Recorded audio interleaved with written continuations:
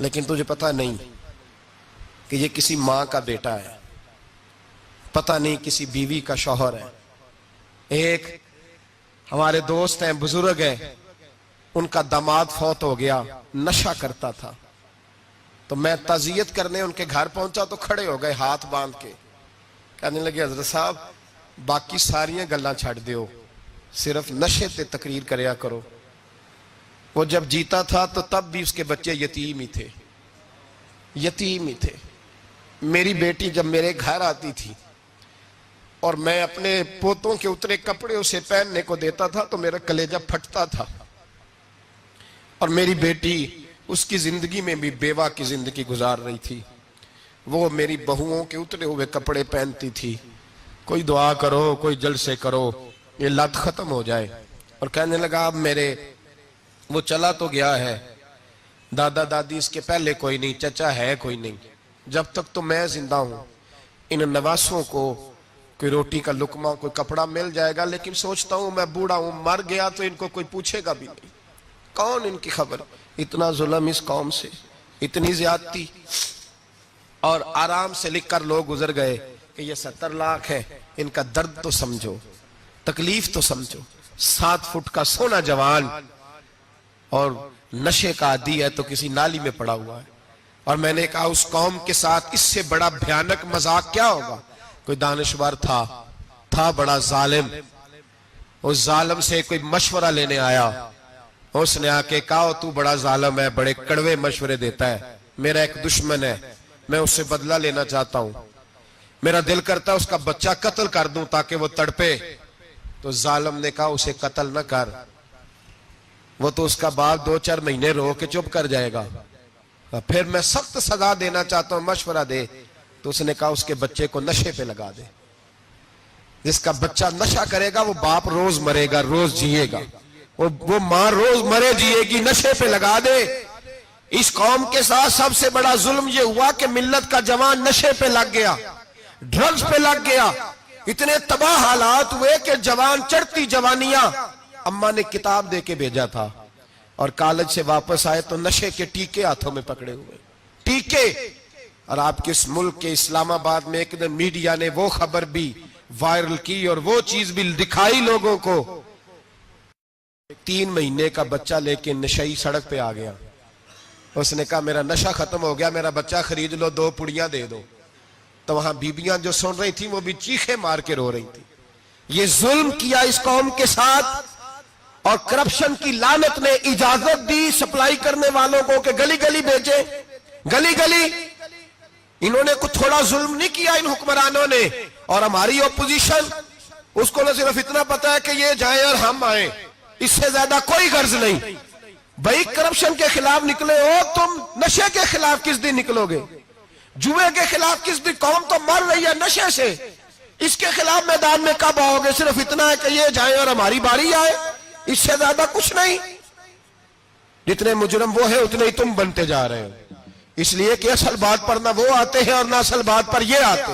بھائیو، میرے نبی پاک صلی اللہ تعالی علیہ وسلم، اور ایک اور تماشا ہے،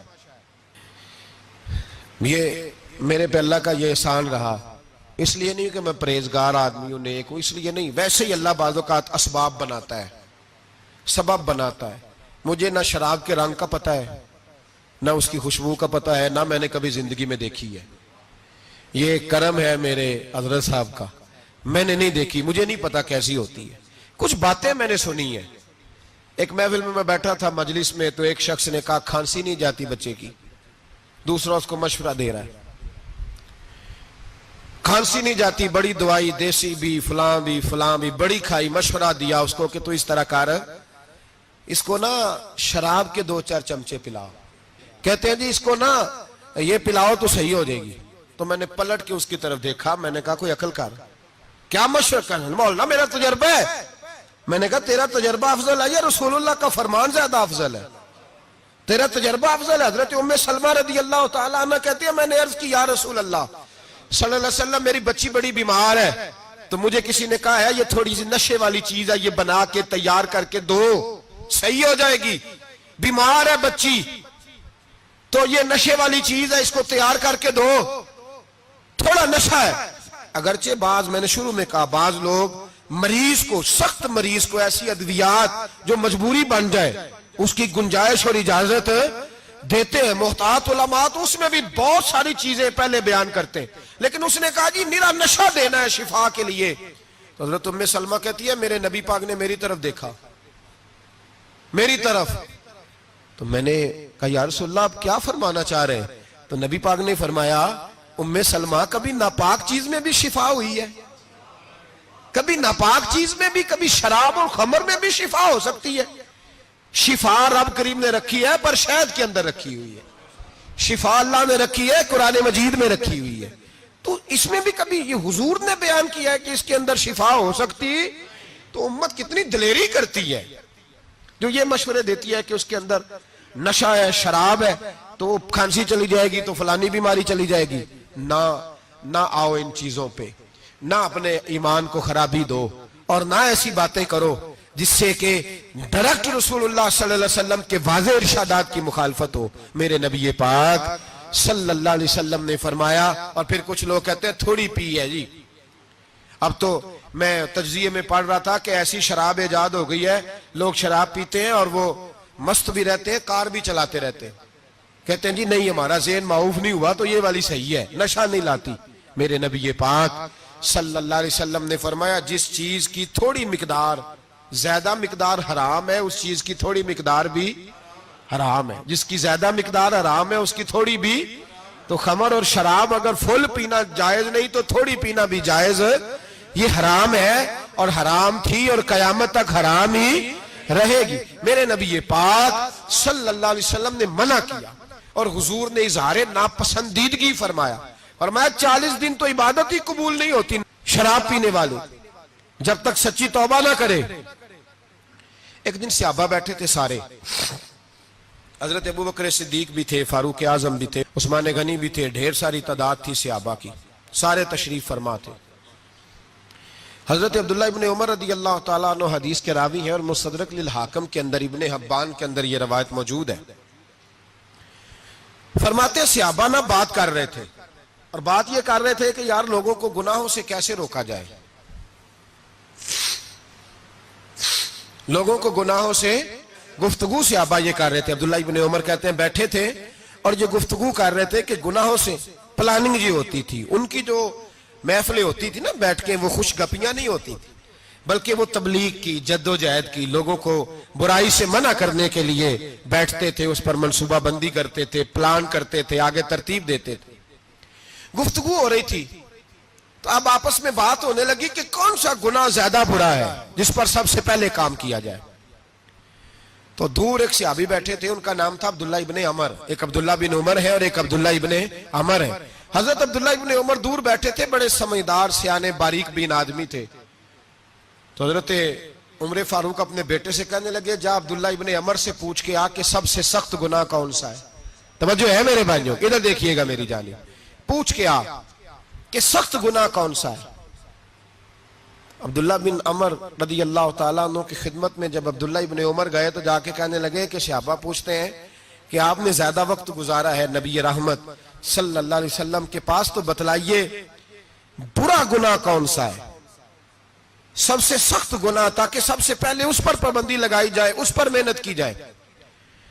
تو حضرت عبداللہ ابن عمر کہنے لگے صحابہ کو جا کے بتا دو کہ سب سے برا گناہ شراب پینا ہے، سب سے برا گناہ. اور یہ ام الخبائث ہے، برائیوں کی جڑ ہے، گناہوں کی ماں ہے، یہ بنیاد ہے. باقی گناہ اسی سے شروع ہوتے ہیں. کہتے ہیں میں نے آ کے بتایا تو حضرت ابو بکر صدیق رضی اللہ تعالیٰ عنہ سیدنا فاروق اعظم کہنے لگے خود جاتے ہیں، ان کے پاس خود جاتے ہیں، چونکہ ہم نے بات سننی ہے ہم خود جاتے ہیں اور ان سے جا کر کے سوال کرتے ہیں کہ اگر آپ کو اس تفصیل کا پتہ ہے نا تو اس کے پیچھے بھی کوئی تفصیل ہوگی جو میرے نبی پاک نے بیان کی ہوگی صلی اللہ تعالی علیہ وسلم. اس تفصیل کا بھی آپ کو پتہ ہوگا جو نبی پاک نے بیان کی ہوگی، اس بات کے پیچھے جو بیک گراؤنڈ ہے، جو پس منظر ہے. فرماتے ہیں کہ ہم اٹھے، عبداللہ ابن عمر کے پاس گئے، ان سے جا کے پوچھا کہ جناب آپ نے یہ تو فرمایا ہے شراب ام الخبائث ہے، تو اس کے پیچھے پس منظر کیا ہے؟ تو عبداللہ ابن عمر کہنے لگے یہ میں نے اپنے پاس سے نہیں کہا، یہ میں نے نبی پاک سے سنا ہوا ہے حضور سید عالم صلی اللہ علیہ وسلم بیٹھے تھے تو حضور نے فرمایا شراب یہ نشہ یہ برائیوں کی ماں ہے. اور پھر حضور نے ایک مثال بیان فرمائی. نبی رحمت علیہ السلام نے فرمایا بنی اسرائیل کا ایک واقعہ ہے. ایک خوبصورت جوان تھا تو ایک عورت کا دل آ گیا اس پر. یہ یاد رکھ لیں, ہم لڑکوں کو منع کرتے رہتے ہیں لیکن ہمیں گھر کی بچیوں پر بھی توجہ دینی ہوگی, ہمیں ان کے فون پر بھی نگرانی کرنی ہوگی, ہمیں وہاں بھی غور کرنا ہوگا. اس لیے کہ اگر کوئی بچی گنجائش نہ دے تو میرا خیال ہے کہ لڑکا جرت کرنے کی طاقت نہیں رکھتا. تو وہاں بھی ان کی اماں سے کہے کہ پابندی لگائے, بچی کسی کا موبائل لے کر کے کہیں اس کو استعمال تو نہیں کر رہی, اس پودے پر بھی توجہ دے, درخت بننے سے پہلے اس کی بھی نگرانی کریں, یہ بھی بڑا ضروری کام ہے. عورت کا دل آ گیا تو نبی پاک علیہ السلام فرماتے اس نے کوئی بہانہ لگایا, کسی کو کہا کہ اس نوجوان کو بلا کے لاؤ, اس کو کہو کہ ہم نے کوئی گواہی لینی ہے تجھ سے. وہ نوجوان آیا, ایک کمرے میں داخل ہوا تو اگلے کمرے میں لے گئے, وہاں داخل ہوا تو اس سے اگلے کمرے میں لے گئی, وہ داخل ہوا تو اسی طرح 7 مکفل کمروں میں لے گئی. میرے کریم رسول میرے محبوب پاک علیہ السلام فرماتے ہیں, صحابہ کو سمجھا رہے ہیں میٹھے لب و لہجے میں, فرماتے ہیں جب سب سے پچھلے کمرے میں لے گئی تو ایک لڑکا بندھا ہوا تھا وہاں رسیوں سے, شراب کا پیالہ پڑا ہوا تھا. اور بی بی کہنے لگی کوئی گواہی شواہی نہیں لینی, تجھے اس لیے بلایا ہے کہ تیرے اوپر دل آ گیا ہے, اب میرے ساتھ منہ کالا کر. تو وہ جوان کہنے لگا نہیں, میں نے اپنے نفس کو پاک رکھا ہوا ہے, میری نظر بھی پاک ہے, دل بھی پاک ہے, اور اس کی برکت یہ ہے کہ رب نے میری روح کو بھی پاک رکھا ہوا ہے, تو میں یہ حرکت نہیں کر سکتا. پاک لوگ پلید کاموں کی جانب توجہ نہیں کرتے, میں یہ حرکت نہیں کر سکتا. اقبال نے اپنے بیٹے کو دعا دی تھی, اس نے کہا تھا حیا باقی نہیں ہے زمانے کی آنکھ میں, خدا کرے کہ رہے تیری جوانی بے داغ, خدا کرے کہ رہے تیری جوانی بے داغ. کہا میرے ساتھ منہ کالا کر, اس نے کہا میں نہیں کرتا. کہنے لگی چل پھر اس کو قتل کر, اس کو میں نے باندھا ہوا. اس نے کہا میں قتل کیوں کروں, میری کیا دشمنی ہے. کہا پھر شراب پیو, کہا میں شراب بھی نہیں پیتا. تو کہنے لگی اب تو میں نے تجھے اپنے چنگل میں پھانس لیا ہے, اب تو یہاں سے بچ کے جا نہیں سکتا, اور اگر تو باہر جائے گا تو میں شور کروں گی, لوگ جمع کروں گی, اس نے میری عزت آبرو پہ ہاتھ ڈالا ہے, تو بچ تو نہیں سکتا, ایک کام تو کرنا پڑے گا. محبوب فرماتے ہیں اس نوجوان نے سوچا کہ زنا بھی بہت بڑا جرم ہے, قتل بھی بہت بڑا گناہ ہے, چلو اب مجبوری ہے تو شراب پی لیتا ہوں. لیکن وہ سمجھا نہ کہ شراب تو بنیاد ہے. اس نے ایک پیالہ جو پیا, کہنے لگا ایک اور دے دو, دوسرا پیا تو کہنے لگا ایک اور دے دو. اب 3 پیالے 3 بوتلیں شراب جو پی چکا تو خماری چڑھ گئی. اب اس عورت کے قریب جانے لگا کہ میں تیرے ساتھ زنا کروں گا. اس نے کہا جب تک میں قریب نہیں آنے دوں گی جب تک تو اسے قتل نہ کرے. اس نے اسے قتل بھی کیا, زنا بھی کیا. تو محبوب فرمانے لگے یہ قتل اور زنا جو ہوا ہے تو یہ شراب کی وجہ سے ہوا ہے. گویا شراب وہ جرم ہے جو قتل بھی کرائے گی, جو زنا بھی کرائے گی.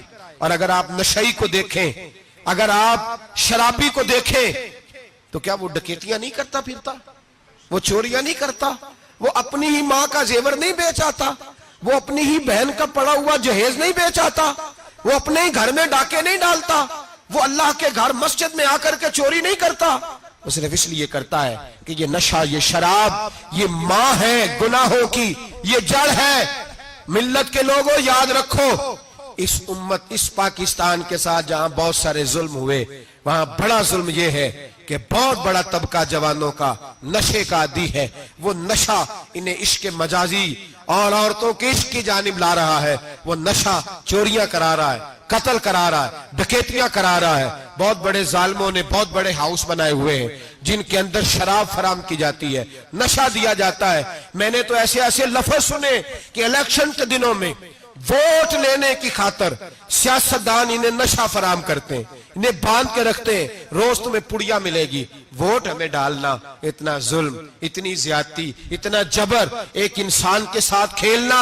لوٹ آؤ, پکڑو ان کا دامن, اپنے گھروں کو بچاؤ, اپنے دوستوں کو بچاؤ. جاگو جاگو امت کے لوگوں جاگو. میرے نبی پاک صلی اللہ علیہ وسلم کے کلمہ گو لوگوں کو بچاؤ. ان پر اگر سختی کرنی پڑتی ہے تو کرو, پیار کرنا پڑتا ہے تو کرو, محنت کرو, جدوجہد کرو.